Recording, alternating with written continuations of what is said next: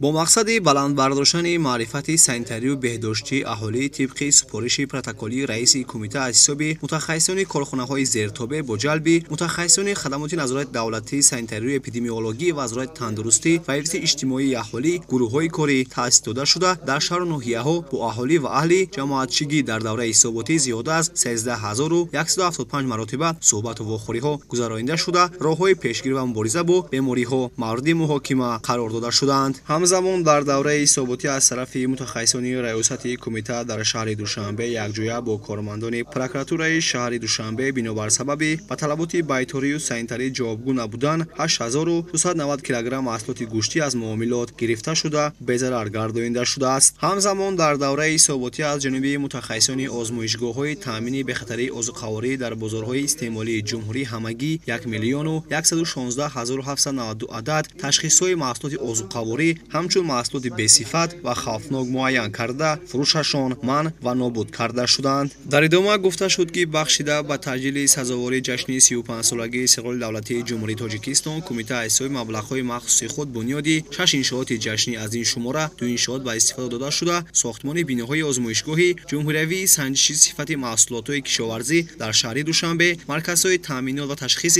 به خطر عضوخواری در شهر کنی بادام ناحیه‌های فرخار و فیض آباد را به نقشه گرفته. در این دوام در ساختمان بیناهای مرکزهای تامینات و تشخیص به خطر عضوخواری به نقشه گرفته شده کار در این انشاءات با مرام ادامه داشته در مهلت‌های مقرر گردیده ساخته به استفاده سپارده می‌شوند. اینچنین در سمت رابطه‌های بین‌المللی از طرف کمیته به خطر عضوخواری در این دوره حساباتی 42 مرتبه واخوری نمایندگان تشکیلات‌های بین‌المللی با رهبریت کمیته تشکیل کرده شد.